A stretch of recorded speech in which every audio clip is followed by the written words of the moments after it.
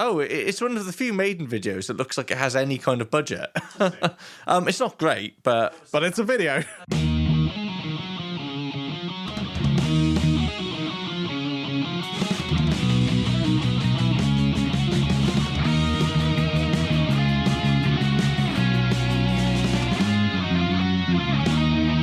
Hello and welcome to the third series of Maiden Voyagers, a podcast devoted to exploring the peerless discography of the world's greatest heavy metal band, that is, of course, Iron Maiden. So across this series, we'll be journeying through the band's entire discography, discussing, analysing, dissecting, celebrating, and maybe more commiserating than usual, every single Iron Maiden record. So this episode, we find ourselves in 1992 to explore Iron Maiden's spooky ninth album, Fear of the Dark. But first, let's introduce ourselves. So I'm Blev, an historian of sorts, and I'm an Iron Maiden veteran. Oh, okay. At this point, it's been over 20 years of Iron Maiden fanning. So that just makes me picture you with a giant bay leaf next to Steve Harris. What I'd give to wipe the sweat from his brow. And I'm joined by Sam, a man who always sleeps with the light on. Sure. I don't sleep very well as a result. I'm a music journalist of sorts, and I guess I'm an Iron Maiden, maybe a corporal. I'm not out of the wars yet. No. You're quite low ranking, aren't you? You're sort of, all right. Yeah, it's fine. It's okay. We can't all be veterans. We can't all be field marshals. Honourably discharged. The Iron Maiden Brigade. Field marshal. Yeah. Military Dishonourably pension. discharged. Yeah. Also, I feel like with that introduction you do, anyone who's listening to this has presumably listened to the previous, 15 episodes or whatever we've done. I think they know what the show's about at this point. But no one is jumping in at Fear of the Dark. But that's the thing. At this point, it's ritual, right? I guess. It's like the James Bond opening credits. People want to hear the theme. It's a bit less iconic. Yeah. That was my go-to comparison. It's like the Star Wars text that goes up with the, it's. I mean, I would like to think that the intro music I compose is of the same level, but I don't think it is. So, Fear of the Dark, Sam. I'm going to ask you a question I already know the answer to, but okay. When did you first listen to this album in full, or indeed become aware of any songs from this album?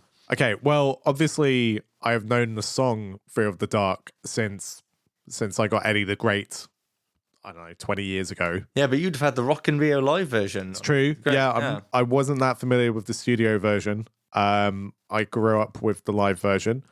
And then over the years, I've heard a couple of tracks, so Be Quick or Be Dead, and some others that I can't remember immediately. But to be honest, I wasn't very familiar with most of the album.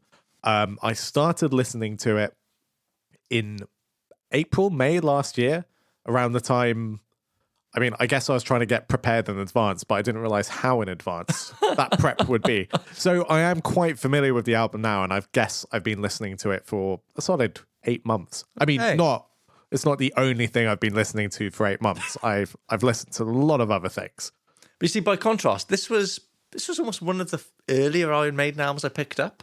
Why? But just because it was there, it was in the shop, and I loved Iron Maiden. I just wanted to buy anything. Yeah. And, this is before streaming or, even having access to online ordering and those sort of things as a 13, 14-year-old. So it was what was there. So I did get this album quite early on, and I enjoyed it, but was probably also aware. Cautiously enjoyed. Yeah, no, but there's some really standout tracks that I absolutely loved, but was equally aware, even at that young age where I was just high on Maiden, that this is maybe not quite of the quality of some of the other records I own.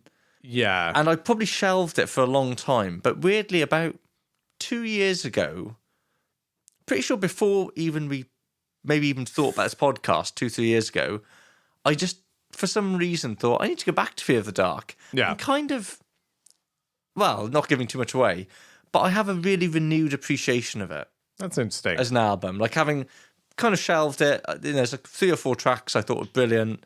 Not really gone back to it as a whole. But again, whatever prompted me to, it's what might have been doing lockdown actually. Where I went back to a lot of the Maiden albums. We all made weird decisions. Yeah, I thought, you know what, I was going to go back to those Maiden albums I don't give much time to. And Fear of the Dark was one of them. I was like, this is actually much better than I gave it credit for. I think you've touched on a really interesting point is where does Fear of the Dark kind of sit in that overall Maiden narrative?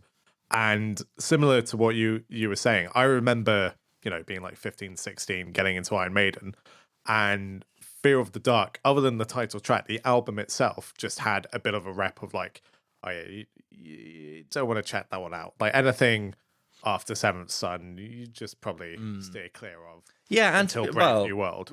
Again, right. And they were definitely right with No Prayer. Yeah. So...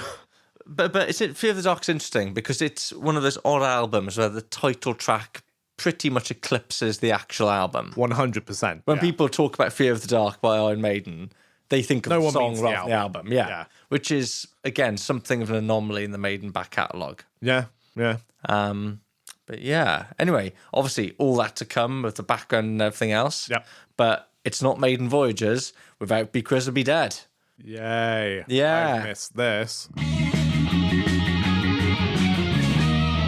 3 questions this time, so it's just 3 across. I'm not sure if this is going to be a 1-parter or a 2-parter, but you've got your 3 questions now. They're coming at once, okay? I'm ready. Question 1. I'm not ready. My favourite question.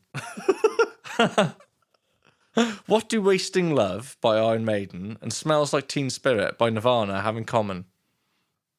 Were they played on the same edition of MTV's Headbangers Ball?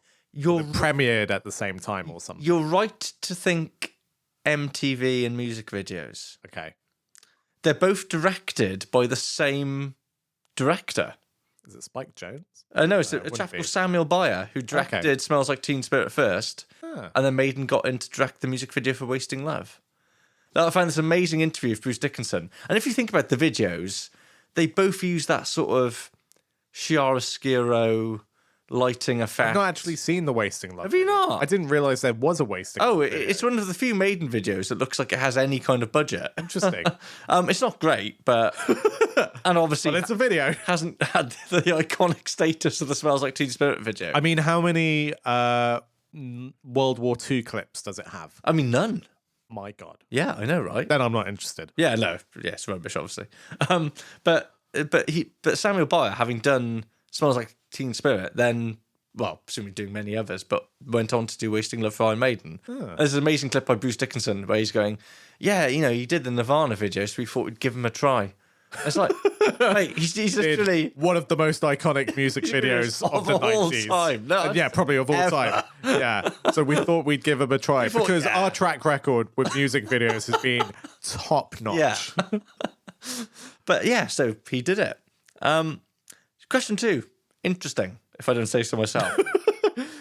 Iron Maiden have been comment on your own questions. Just watch me.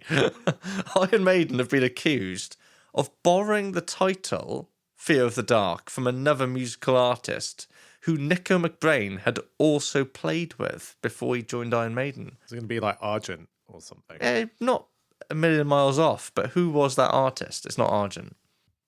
No, that was the only guess I had in my tank. It's a guitarist called Gordon Giltrap, who... Oh, I recognise the name. Yeah, I think was almost like a jazzy folk guitar player. So Gordon Giltrap in the late 70s had an album called Fear of the Dark. Okay. Nico didn't play on that album, but he played subsequently with Gordon Giltrap.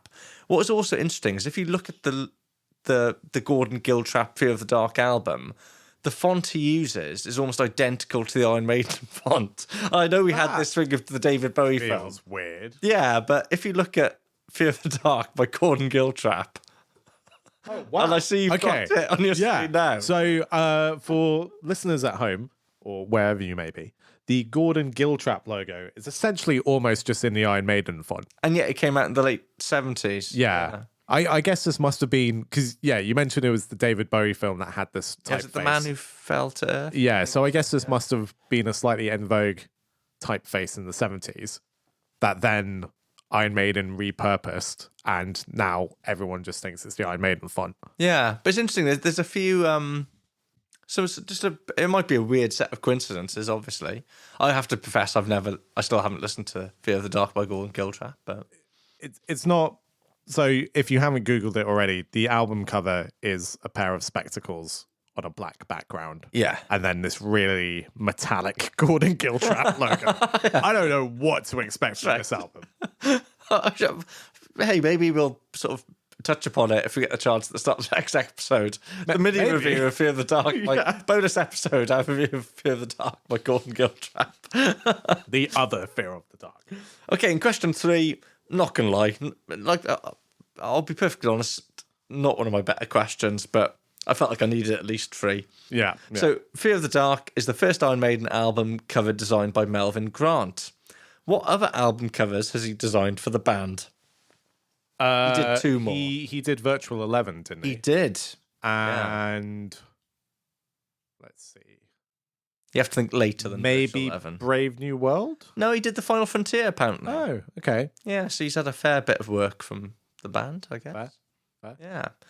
So let's go into the background, the prelude, the years running up to Fear of the Dark. Let's do it. Starting with... What year is it?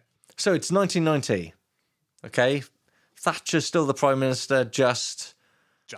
The Berlin Wall's fallen, and Iron Maiden are on tour. Has Wind of Change come out yet? Probably. Yes. These are the 3 big events of 1990. So the No Prayer for the Road tour starts, having been off the road for almost 2 years. Wow. That'll be rusty. Yeah, quite a break for Maiden's terms. So it begins with a secret concert. They play in Milton Keynes on the 19th of September 1990. Okay. And it's very hard to find much about the No Prayer for the Road tour. It's one of the few Maiden tours of the classic era. It doesn't have its own Wikipedia page. That's interesting. All the other tours do. Well, I wonder if it's because it is a terrible tour title. yeah, No Prayer for the Tour. I mean, it's not Seventh Tour, the Seventh Tour. No, I mean that is the top tier That's tour not the name. tour title. But I think it also might be something to do with the fact that, in keeping with the back to basics approach of No Prayer for the Dying, the No They Prayer didn't play any dates. Yeah, it was just No Prayer for the Road was very much a back to basics production. Right. So minimal set design, minimal lighting. There's no official document of this tour. It's a bit like Somewhere in Time. We have no live album or there's a few little TV bits of the pro stock footage, but Okay. what you basically But no official live release. Yeah, the band don't officially document or put anything out. So what we've basically got is, from what I've seen, the tour is just, there's a wall of Marshall stacks, a backdrop, and that's kind of it. Right. Okay. So you think of the previous tour, Seventh Son, big glacial sets. Yeah. That's all gone, right? Wow, This is, okay. and even what Maiden are wearing, so they're just like jeans, Nike high tops, t-shirts, spandex is gone. I mean, to be fair, that will become their uniform for like ever. Yeah, it will do from this point, but not such a minimalistic stage Yeah, production. yeah. And actually, they're even playing quite smaller. Well, not massively smaller, but Maiden frame it as we're doing slightly more intimate venues. More of a club tour. Yeah, kind of club tour. So I think they play the Newport Centre in South Wales, for example. Sure. But yeah, it is in keeping, I guess, with the ethos behind No Prayer for the Dying. It's very no frills. It's very No Frills, a little bit underwhelming, perhaps. Yeah. Yeah. I mean, it's interesting that there's not any kind of official document, seeing as Maiden seem to almost document every tour on some level. Yeah, and there's an awful lot of documentation for the Fear of the Dark tour. But Steve Harris's justification of it, Steve said, "We thought the Seventh Son stage show just got a bit out of hand. The giant iceberg and stuff were a bit naff. We wanted to turn everything into a massive club again." Now, we spoke about this when we were discussing the Seventh Tour stuff. Do we think Maiden are feeling a little bit embarrassed given what their contemporaries are doing? You know, when they've played gigs with Metallica and Guns N' Roses, and they're looking at their more stripped back. Guns N' Roses don't have a giant iceberg on stage, do they? No, although, I mean, it's interesting because, there's definitely a sense for rock music as a whole, shifting to a much more understated Yeah. look and feel, right? So you mentioned Metallica. I mean, coming out of the late 80s, Metallica were having pretty big stage shows. You've got that really elaborate Justice for All set. Yeah, but by the time they got to the Black Album, even then, it was a big production. It's a big production, but it's 4 guys in black t-shirts and black jeans. It's in the round. It's a lot of pyro. Yeah. But it's not... And then, I mean, it's interesting you mentioned Guns N' Roses, because Guns N' Roses kind of flip around that point in the early 90s, where they go from just this like Aggie club band to a show with like 10 backing singers. Yeah, but even then, that's not like Dio in '86, where he had a robotic dragon on stage. So I guess the theatricality is what kind of separates them. Like, these are still big shows, but they're not. Yeah, it's not like a musical theatre production, which late 80s Iron Maiden kind of is. Yeah. And so, yeah, I think you're right. There's probably a sense of, oh, have we gone really Spinal Tap about this? Yeah. Maybe we should just wear T-shirts and have a stack of Marshalls. I think that's what's slightly underwhelming about the No Prayer for the Road tour, is that they ditch all those things that kind of brought the theatricality. Yeah. But like you said, it's not like they then embrace a Metallica idea of going... It's not like they suddenly became a thrash band. And well, no, but even like Metallica's approach to stage show, they don't then think, okay, let's think outside the box. Let's do something in the round, or let's think about how we can use pyro. They just go, oh, well, let's just imagine it's a big club. Let's just imagine we're playing the cart and horses. And presumably save a lot of money on not having 7 trucks carrying this massive production around of it. It's an interesting thing that, like, at a certain point, you keep getting shows that get bigger and bigger and bigger. And I guess Maiden probably reached a point, embarrassment aside, it's like, how do we get a bigger show? Like, technologically, feasibly, logistically. Yeah. We've kind of gone to the top with the Seventh Son stuff, so we probably do have to strip it back. Say we, obviously I'm not in Iron Maiden, but this is the voice of Steve Harris speaking. And I'm not sure how much of a consideration this would have been for them as well, but No Prayer for the Dying, it charts very respectably in the UK, but it still sells considerably less than Seventh Son. That's interesting. Yeah, I mean, we're talking maybe about kind of almost half the sales of Seventh Son. Yeah. And even worse in America in terms of the drop-off from Seventh Son to No Prayer for the Dying. So I'm not...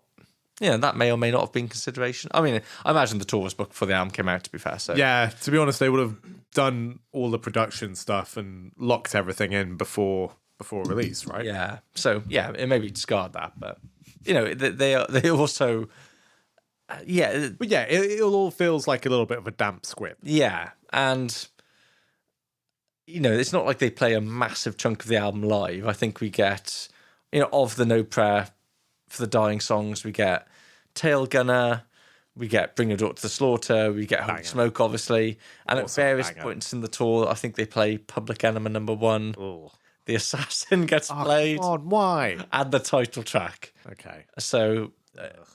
but hey, for those people, that's your only time to hear about, the only chance you can hear about 5 of those songs ever, because probably for the other than Bring Your Daughter to the Slaughter, I don't think any of them have ever come back. Yeah. It's also Yannick Gers' first tour of Iron Maiden. Oh yeah, of course. And from a tour that seems to have been a bit, okay, this is maybe not as exciting as previous Maiden tours, Yannick Gers as a stage presence seems to be the one thing that elevates it. Because, well, just like a massive force of nature live, isn't he? Like, yeah. The man has a lot of showmanship. Yeah, and there are plenty of quotes from Dave Murray where he talks about playing live with Yannick and thinking, Christ, I've got to start upping my game a bit here. Because all of a sudden I look like I'm sort of, just like doing my thing on the guitar, and you see Yannick running about. Yeah. So, Yannick seems to bring this real injection of energy into the band live. But... Steve Harris does not have good memories of this tour, Sam. I wonder why. Well, I'll tell you why. In his own words, Steve Harris says, I don't really have many good memories of the tour. Okay. Bruce was bored out of his brains. He didn't have the same fire on stage. It seemed like he was going through the motions a bit. Well, he's just put out the world-renowned Tattooed Millionaire. Yeah. So, obviously he wants to be playing that live. Well, but this is what Steve says, is that Bruce. I mean, I'm being flippant, but yeah, he probably does Bruce want to seemed be. to have this amazing energy on his own solo gigs, albeit in quite small venues. And there's an amazing live document of those, the Dive Live. Oh, I've not watched that. Oh, it's great. It's on the Bruce Dickinson DVD anthology that came out a while ago now. I might have to check that out. Oh, it's great. Yeah, I've got it on DVD. We'll pencil it in as a I'll borrow it from watching Dive. Is it Dive Live or Dive Live? Anyway, but it's great. It's just Something like Bruce stupid. and Yannick before Yannick's even in Maiden, I think. Yeah. Just basically playing all of Tude Millionaire and a few covers. Yeah, but it's great. But there has been a suggestion that Bruce's performances on this tour were variable at A little best. phoned in. Yeah, in terms of the effort he's putting in. I mean, I've watched some of the bootleg gigs, and it looks, all right enough to me. But I can maybe, he does seem quite static, and is a little bit more. He's brought back the big mic stand as well. Yeah. So he seems a little bit glued to the spot in places, and vocally he sounds great. But Yeah. I mean, yeah, probably not a high point in Maiden's live career. Yeah. Do you know who the support bands were on for this tour? No idea. Who do you think? Who was there In 1990. Yeah, who did people want to see in 1990 open for Iron Maiden? I mean, Good stuff, and someone who would go on to have a quite a big role in the Iron Maiden story. Rod Smallwood. Okay, so it would be Wolfsbane. Yes. Is one of them. So Wolfsbane were one of them, and there's a very interesting story surfaced lately about Wolfsbane playing with Maiden on this tour. Yeah. And I can't remember if they invited him or if Blaze basically gate crashed the stage, but there's audio out there, I believe, of Blaze and Bruce both singing "Bring Your Daughter to the Slaughter." That's pretty fun. On this tour, yeah. This is Mr. Blaze Bailey of the band Wolfsbane. I say this in case there may be any customs or immigration officers in the audience who might be planning to give me a hard time when I'm trying to leave the country. This is what he looks like. This is what I look like. So did Blaze know? Yeah. Or Bruce, for that matter. I do get the impression that early 90s Blaze was like a proper firecracker. Oh, yeah. He Oh, yeah. seemed like a handful, but like in quite a fun way. That guy was a special brew field. Yeah. Yeah. And in a similar vein to Wolfsbane, the Almighty also opened for Maiden. That's a odd fit, but okay. Yeah, maybe less so in 90 when they were quite a straight up Yeah, okay. like a metal band, I guess. And in the US, you would have got Anthrax. That makes more sense. Yeah. Were Joey still? Yeah, because he'll be around Spirit of Time, right? Yeah, Persistence of Time. Persistence of Time. I think, yeah. And also interesting, because Maiden have never taken a thrash band out before. Really? No, they never have. Which is very, again, like... I guess they probably don't want to be upstaged. Well, that's it, right? But it's interesting comparing Whippersnappers. Maiden with Priest, because Priest on Painkiller, same year as No Prayer for the Dying, they're taking out Annihilator. Yeah. They're taking out Pantera. Yeah, that European tour of Pantera, Annihilator, and Priest doing Painkiller. That also came to the Newport Centre. And like, what albums would it be? It'd be Cowboys from Hell and Never Neverland? Yeah, I guess. Yeah. So. Or the one after that. No, I think it'll be Never Neverland. Yeah. Yeah, so that is a good time to see those bands. Yeah. You know, before everyone knew Phil Anselmo was a racist. Yeah. Sullied that Yeah. time somewhat. Just ruined that entire legacy. But, you know. But yeah, so basically, Maiden do their usual thing. They tour the world. Yeah. Seems to be a little bit of moaning from Bruce about the American audiences. That is a theme that continues throughout his career from this point. Yeah, I think that's something that still happens to this day. Yeah, there's talk about American audiences being fickle. And again, there's a big...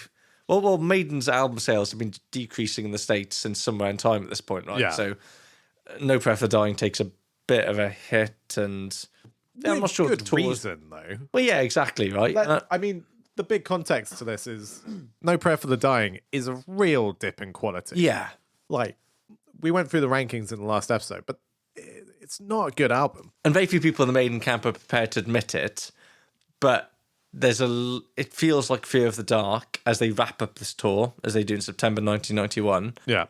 There's a bit of course correction or attempted course correction going into Fear of the Dark. Yeah, that makes sense. Shall we go into the recording of the Let's record? go into it. So, you'll be pleased to know they returned to Steve Harris's barn. Yay. Yay. Because that had great results last time. Yeah, Bruce Dickinson actually said, and this was on around the time of Fear of the Dark, he said that about the quality of the recording, he said some of the sonic quality is a bit agricultural. Talking about no prayer. Nice. So even though they're back in the barn, Yeah. changes have been made. Okay. So they're not using the Rolling Stones mobile. Okay. Steve has converted the barn by this point into a proper studio. Good. It's been rechristened Barnyard Studios. Terrible. Yeah, I mean, Terrible naming, but okay. does what it says in the tin, doesn't Sure. it? It's a barn with a studio in it. Bruce, at the time, described the new studio as, quote, having the best gear on the planet. Okay. Okay, I don't know. I haven't seen it. Yeah. Take his word for it. But it's interesting that both Steve Harris and Martin Birch, who are co-producing the album this time. So Okay. Steve Harris has a co-production credit on this album. So that's a slippery slope, but we can get into that. But yeah, it is a slippery slope. Yeah, but luckily Martin Birch is still there, Yeah. albeit yeah. for the last time. This is his last album. Yeah, and the last album he produces for Full stop. Yeah, full stop. He retires after this. What a lovely life. Because you're still quite young in 92. He's just like, I'm retiring, I'm done. You know, Yeah. great. Not at all jealous. But they both admit, Harris and Birch, that they took more time with the production of Fear of the Dark rather than the Sonics. So again, that feels like an admission that they know that There was a misstep that needed to be was a misstep. improved Yeah. upon. And, you know, I can't, it's quite hard to figure out exactly when they started recording this album. But it seems that they were basically in the studio from late 91 till about April, May 92. So, Okay, so quite a long gestation period. quite It's a not long like time. The Rod Smallwood, like mill house of you've got 2 months to make an album, then we're doing 10 months touring, then you've got 2 months to make an album. Yeah, and they are in the position now where they can sort of slow things down a bit. Yeah, and I guess also if something's commercially not performing and critically not had a great run, then yeah, maybe they have realized the wisest business move is to take their time. Yeah, and yeah, they certainly seem to be quite a lot of the sort of I say quite interesting. Not sure if that's the right word. There is a sort Doing of a lot of heavy lifting for that word. there's a little video. What would you call it? Like what do they call them? EPKs, like little video teasers about the band in the studio that's available on YouTube doing Fear of the Dark. Okay. And Steve in particular it's only about half an hour. Steve seems very proud of the sonic sound of Fear of the Dark. Interesting. Yeah, the production. He seems to think this is much better, taking lots of time over it. And I think it's the best sound we've ever had, which is great, obviously, for me being, you know, in the new studio and all that stuff. I think it's the biggest sounding album we've had, you know, the actual drum sounds are really big and everything. And I just can't wait to play it to people, really. But otherwise, the recording of the album seems quite straightforward. There's no... Yeah, it sounds slightly unremarkable. Yeah, you know, again, in that little video thing they put out, Nico remarks that it's all quite relaxed. They've got Steve Harris's pub in his house, and I do love that Steve Harris has Yeah. a pub in his house. Like, that is the most British thing you could do as someone who's become a successful rock star, musician, millionaire. Is that I'm going to have a classic East End boozer in my garden. in my house, yeah. It's like, great. Okay. I respect that a lot. So yeah, it just seems like, you know, the materials come together quite quickly. I guess a few of the other talking points of Fear of the Dark. It's obviously the longest Iron Maiden studio album up until this point. Is it I mean, By quite a margin, it's almost an hour long. yes. And I guess at this point, CD has become the dominant format. Exactly, right? yes. So this So is people the aren't first, cutting albums specifically for vinyl No. releases. this is the first Iron Maiden album very much of a CD format in mind. So it's a double vinyl, but yeah. I was going to ask, is it a double vinyl is or is indeed. something being cut off it? No, Because it's a a lot of double bands vinyl. around this time were just cutting tracks off the vinyl releases. Interesting. No, I think it is a double vinyl. Yeah. But yeah, so we get 12 tracks of Maiden as opposed to the usual 8 to 10 on No Prayer for the Dying. It's also the first Iron Maiden album, of course, to feature writing credits from Yannick Gers, Makes sense. who, you know, joined so, you know, late into the No Prayer for the Dying Process, the album's ready to go. So yeah, Yannick has a writing credit on Be Quick or Be Dead. Great. Fear's the Key. Wasting Love. Well, we'll come on to the quality. The Apparition and Weekend Warrior. But that's quite a lot of writing credits. Yeah, about 5. Yeah, 1, 2, 3, 4. Yeah, 5 of the 12 songs he has a writing. So he has an impact on it. Yeah, a mixed bag, but well, like you said, we'll get into that. But for all this talk of it seemingly being quite straightforward, there's this real sense that there's one person who's quite frustrated with the direction Maiden are going. Is it Bruce? It is Bruce. Bruce. It Brucey Bruce? Yeah. Do you want to hear what Bruce had to say around this time? I hate Steve Harris. He keeps making Iron Maiden records. Well, Bruce, I think, went into He could be in a hair metal band. It's interesting the direction he wanted to push things, but I think he was clearly pushing for quite a radical change in direction at this point. Which he has been for several albums now, right? Well, yeah, theoretically, he's been pushing for this in Somewhere in Time, where he wanted to go a Led Zeppelin 3 route. But I guess as long as Maiden still seem to be in the ascendancy, it's easy for him to go, oh, well, I guess these guys know what they're talking about. Yeah. But now it feels like they're on a downward slope. So why not try something radical? Exactly. Rather than like half-arsing it like No Prayer. And, we will get onto this later, definitely. But the metal rock landscape is changing so quickly at this point. Oh, yeah. The difference between 88 and 92 is sort of nuts when you think about it. Yeah, just a complete sea change. That Bruce is perhaps more justified than he's ever been for saying, guys, need to do something different. But in his own words, Bruce says, I'd better have a serious word with the chaps and find out how far they're prepared to go to take a chance with the band's reputation in order to try and do something that's artistically really, really new. Wow. So some of the bands he's mentioning around this time are Faith that No More, Soundgarden. Yeah. Imagine Maiden doing a Faith No More. I mean, we'll come on to it, but some of Bruce's vocal delivery does like stray into, I want to do like Mike Patton funk metal rapping. Yeah. Yeah. Like, we care a lot. Yeah. Sort of. I'm more thinking like The Real Thing. And like Epic and stuff. But anyway. But yeah, so... I mean, so Bruce is clearly, as will be discussed more next episode, getting quite frustrated with things here.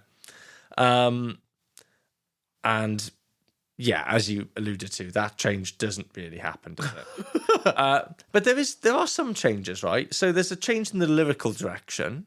Yeah. So, again, in Bruce's words, the lyrics are more real. So we get songs that talk about social political issues like corrupt capitalism, AIDS, anti-war messages, songs about football hooliganism. Wait, what song's about AIDS? Fear is the Key. Yeah. What's the line? People only notice when someone famous dies or something. Interesting. Yeah, Fear is the Key is a song addressing AIDS. Weekend Warrior about football hooliganism. Yeah, we'll get there. We'll get there. But for all his reservations, Bruce at the time was still quite happy to champion this album. Yeah, he said. Well, also it would be bad PR for him to be like, "Yeah, it's rubbish." Yeah, well, it wouldn't be the first time. Come see us on tour. It sucks. It wouldn't be the first time a band member's just sort of like totally dissed an album. Yeah, right. But with like the cold, harsh hand of Rod Smallwood in the back, no one could get away with that without repercussions. But I think you'll appreciate this quote from Bruce about the album at the time. Okay. Talking about Fear of the Dark. I really believe it'll make a huge impact. We're going straight into the 90s. When they listen to it, I hope they'll say, we thought the last Metallica was good, but check this out now. Oh my God. Bear in mind the last Metallica was the Black Album. Look, I know some people don't like the Black Album, but the Black Album is fundamentally a revolutionary rock and metal and also record. Just the biggest selling album in the history of heavy metal. Yeah, it is what cemented metal. I mean, you could say in many ways it legitimized metal in a mainstream capacity in a way that other albums just hadn't done at that point. Yeah, that kind of not hair metal, not like rock, like proper legitimate crunch metal. Yeah. But that is a big claim Bold. from Big Bruce. Bold, yeah. Oh, Yeah, dear. and if you look at particularly the sales of Fear of the Dark compared to the Black Album sales, Might be a little bit less, just a little bit. I think Fear of the Dark sold about 400,000 copies in the States. It's not about 4. It sold 4 copies. Black Album sold about 50 million. Yeah. I think hey. in certain bits of America, like you just got the Black Album via post once you moved into your house. You know, it was just so ubiquitous. That and Use Your Illusions 1 and 2. But that doesn't necessarily mean it's better. That's we might discuss that when we get into the songs. Come on, let's not pretend otherwise. I'm not saying anything. But before we get into the songs, as is the format. We have a format. Oh, mate, we've got formats for days. This is let's discuss the artwork, and there are things to discuss about this artwork. Well, it's not Riggsy. Yeah, no Derek Riggs. So this is the first Iron Maiden studio album that does not have a cover art designed by long-term collaborator Derek Riggs. Is there any background for that? Well, yes. but the reason I'm not going to elaborate any further. the reason I'm so tentative about it is there are two versions of the background here. Great. So Rod Smallwood's rationale behind getting someone else in is he says, we wanted to upgrade Eddie for the 90s.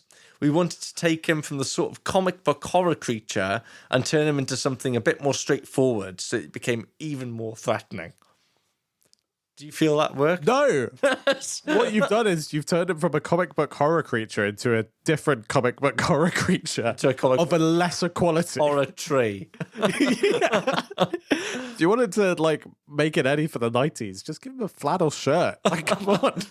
Well, yeah, we'll get into what we think about the album cover, but I'm actually surprised they didn't go for a Robo Eddie, like a Terminator 2 style. they've already Eddie. done that. Yeah, I know, but do it again. That would be Yeah. more 90s Yeah, I than guess. a tree. But do you want to hear how Derek Riggs remembers this? Yeah, absolutely. Okay, so Riggs' interpretation is slightly different, and I always like Riggs' just general view of the world. Yeah, It's, I mean, he lives a charmed life, Yeah. I would say, in some ways, but he's an interesting dude. well, talking about the ending of his, I guess, relationship as the sole designer of Iron Maiden studio albums, because of course he goes on to do lots of stuff. Yeah. Including the single artwork for Be Quick or Be Dead. Which is cool artwork. It is. But he says, I couldn't work with their management, Iron Maiden, and I still can't really. At that point, it just became too painful to keep doing it. I'd had enough. There was so much bullshit around Fear of the Dark, I just said, forget it. I've had enough. I mean, they gave me some money, but the rights to the character haven't been bought or sold, so that's still all floating out there. But the bottom line was that I'd had enough of doing it. F*** it. And I wasn't going to be doing anything else with Eddie, so why not let them have it? That's quite an interesting question quite about the different ownership of interpretations. Eddie, Yeah. though. Because, He created Eddie. He right? created Eddie. Well, unless you count the first Eddie as being the little face above the logo that Steve Harris had, which Yeah, but predates then the first album artwork was a pre-existing artwork that he had done, right? So yeah, whilst the concept of Eddie is Steve Harris's, if you're counting that Ed the Head thing, the actual visual identity of Eddie is 100% Derek Riggs. yes, yeah, And it predates his collaboration with Iron Maiden. So theoretically, I'm not an IP lawyer, but it is his creation. yeah. But it's sort of interesting that, again, I don't know the ins and outs of it, but it seems that because Riggs still profits off it. Riggs seems to do a lot of these Comic Con type circuits, where he draws and flogs Eddies. And Maiden leave him alone, and he leaves Maiden alone. Yeah. And Yeah. occasionally Maiden get him to do stuff, and he does the odd single artwork here and there, and but there does seem to have been quite a bit of a breakdown in that relationship. Yeah. And I mean, I guess the end product of that breakdown is what I would call a bad album cover. Oh, really?